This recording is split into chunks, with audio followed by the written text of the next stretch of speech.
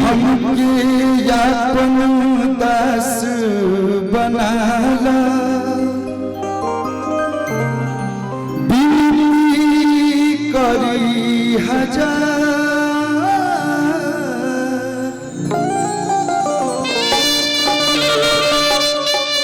तोहरे चरण के धूल से प्रभु जी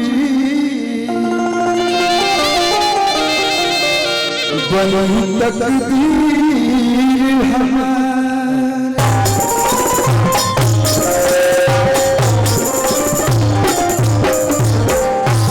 देखिए मानो तो देव नहीं तो पत्थर रोला माना तनी कि पत्थर में भगवान जी बाणे तो भगवान जी बाणे अनोखी मानो तो समझी कि एगो मामूली पत्थर बा। और आज हम बानी चाहे आप लोग बानी उहे की कृपा बा तो सब लोग जीवित बा सब लोग स्वस्थ बा। और सब से पहले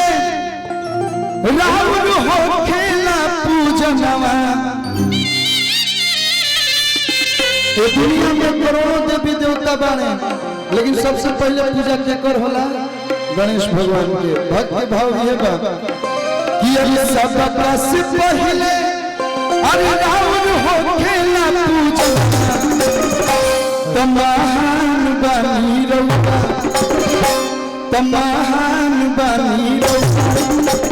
के महान बा हे गौरी के लाला नवा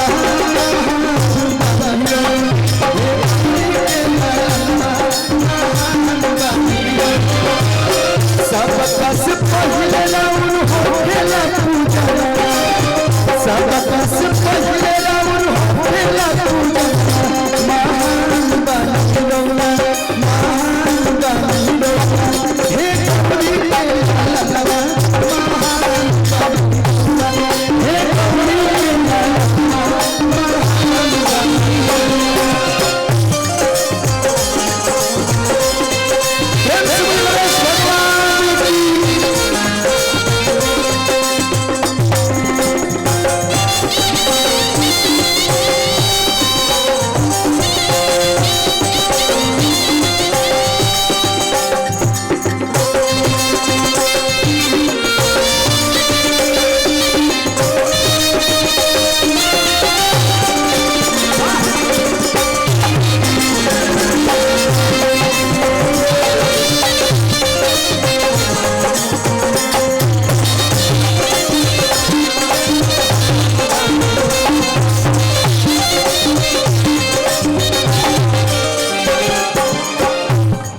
कोनो भी शुभ कार्य होला चाहे हमार बियाह भइल होवे चाहे हमारे बाबूजी के बियाह भइल होई चाहे हमारे दादा के भी बियाह भइल होई तो सबसे पहले गणेश भगवान के आगमन होला। गिर प्रवेश होके चाहे कोनो भी शुभ कार्य होला तो सबसे पहले उन्हें के बुलावल जाला काहे रोए से शुरू होला कोनो शुभ काज जी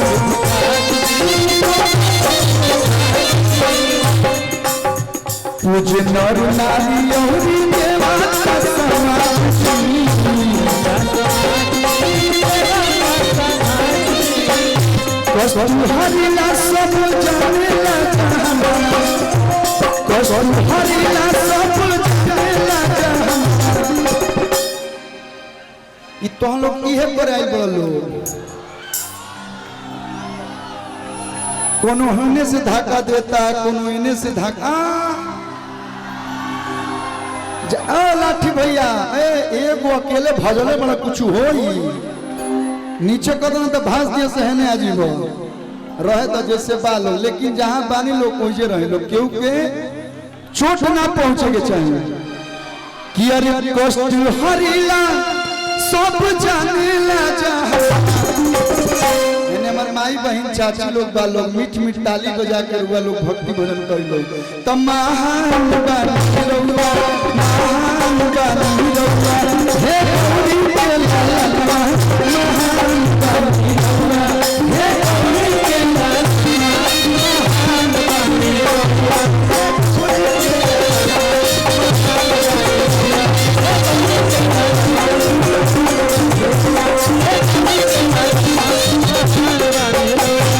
गणेश भगवान की। अरे भूख जन 9 दिन गड़बड़ा जई आई लव यू हम थोड़ा सा क्या है